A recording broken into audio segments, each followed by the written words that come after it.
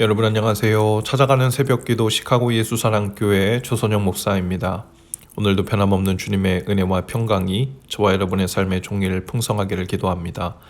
오늘 말씀은 이사야 46장 1절에서 9절까지 말씀입니다. 제가 읽어드리지요. 벨신이 고꾸라졌고 느보신이 넘어졌다. 짐승과 가축이 그 우상들을 싣고 간다. 힘겹게 떠매고 다니던 것들이 피곤한 짐승에게 무거운 짐이 되었다. 우상들은 한꺼번에 넘어지고 고꾸라졌다. 우상들은 자기들을 싣고 가는 자들에게서 도망쳐 나오지도 못한다. 오히려 우상들은 포로가 되어 잡혀간다. 야곱의 집안아, 이스라엘 집안의 모든 남은 자들아, 내 말을 들어라. 너희가 태어날 때부터 내가 너희를 안고 다녔고 너희가 모태에서 나올 때부터 내가 너희를 품고 다녔다. 너희가 늙을 때까지 내가 너희를 안고 다니고 너희가 백발이 될 때까지 내가 너희를 품고 다니겠다. 내가 너희를 지었으니 내가 너희를 품고 다니겠고 안고 다니겠고 또 구원하여 주겠다. 너희가 나를 누구와 견주겠으며 나를 누구와 같다고 하겠느냐? 나를 누구와 비교하여 서로 같다 하겠느냐? 사람들이 주머니에서 금을 쏟아내며 은을 저울에 달고 도금장이를 사서 신상을 만들게 하고 그것에게 엎드려 경배한다. 사람들이 우상을 어깨에 메고 우상을 둘 자리에 내려놓으면 우상은 내려놓은 그곳에 서서 꼼짝도 하지 못한다. 사람들이 그것에게 부르짖어도 전혀 응답하지 못하며 고난당하는 사람을 구원하지도 못한다. 너희 죄인들아, 이것을 기억하여라. 그리고 확고하게 서라. 너희 반역한 죄인들아, 이 일을 가슴 깊이 간직하여라. 너희는 태초부터 이루어진 일들을 기억하여라. 나는 하나님이다. 나밖에 다른 신은 없다. 나는 하나님이다. 나와 같은 이는 없다. 아멘. 하나님께서는 고레스 왕을 통해 바벨론을 심판하자 그것은 곧 바벨론의 신들을 심판을 했다는 그런 의미가 되었죠. 고대 사회 전쟁에서는 그 전쟁의 성패는 곧 신들 사이에서의 싸움에서 어떤 신이 이겼는가 하는 것을 말해주는 것이기도 했습니다. 1절에 보면 벨신이 고꾸라졌고 느보신이 넘어졌다라는 표현이 있는데요. 벨은 바벨론의 우두머리 말뚝신을 말합니다. 또 벨은 태양신을 지칭하기도 하지요. 그리고 느보는 그 아들 신인 나부라고 하는데 곧 사랑의 신입니다. 벨과 느보의 신은 엎드러졌고 구부러졌습니다. 그들의 우상들은 짐승과 가축에게 실려갑니다. 달구지에 싣고 다니면서 성빈 거죠.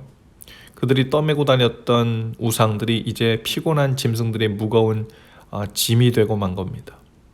우상은 무거운 짐일 뿐이지 아무 소용이 없고 능력이 없습니다. 우상의 허무함과 무력함을 말하고 있죠.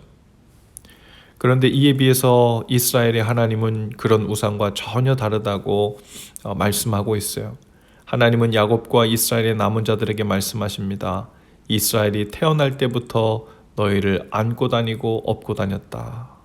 아브라함이 허물과 실수가 많았지만 하나님은 허물과 연약함을 감당해 주셨습니다.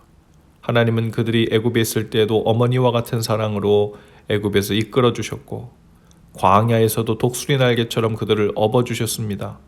그들이 가나안 땅에 들어갈 때도 항상 함께해 주시고 보살펴 주셨죠. 가나안 땅에서 갖은 죄악을 범할 때도 그들을 보살펴 주셨습니다.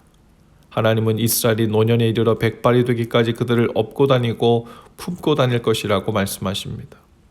신명기 8장 4절에 보면 이 40년 동안에 내 의복이 헤어지지 아니하였고 내 발이 부르트지 아니하였느니라 라고 말씀하시는데요. 하나님께서 200만 명이 넘는 이스라엘 백성들을 하나하나 살피시고 의복을 챙겨주시고 또 그 발이 부르트지 않도록 보호해 주신 하나님의 세미하신 손길을 보게 됩니다. 발암물질이라는 단어가 있어요.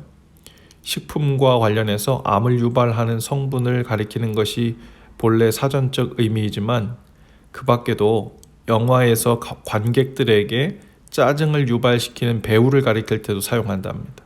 또 생활 속에서 짜증을 유발하는 발암물질들도 있죠. 특별히 구약 성경을 읽다 보면 그 이스라엘 백성이 마치 그 발암물질 같은 역할을 합니다. 용서해주고 또 용서해 주어도 반복적으로 하나님을 떠나 우상 숭배를 하는 그들의 모습 속에서 하나님은 뒷목을 잡았어도 수십 수백 번을 잡으셨고 반복되는 그들의 어리석은 모습을 보면서 그 성경을 읽는 우리 믿는 자들도 결코 쉽지가 않죠. 눈앞에서 홍해가 갈라지는 것을 보았고 하늘에서 만나가 내리는 것도 보고 구름 기둥 불 기둥을 봤고 여전히 반복해서 그래도 우상 숭배를 합니다. 그 정도면 정말 발암물질이 맞죠. 그런데 하나님께서는 그런 발암물질 같고 분노 유발자들 같은 이스라엘을 안고 업고 독수리 날개로 날라서 옮겨놓듯 어미닭이 그 품을 자꾸만 벗어나려는 병아리를 모으듯 다시 품어주기를 반복하십니다. 징계를 해서라도 다시 데려오고 회복시키시길 반복하십니다. 하나님의 오래 참으시는 것이 없었다면 이 발암물질과 분노 유발자와 같은 이스라엘 백성은 벌써부터 이 땅에 남아있지 않을 것입니다.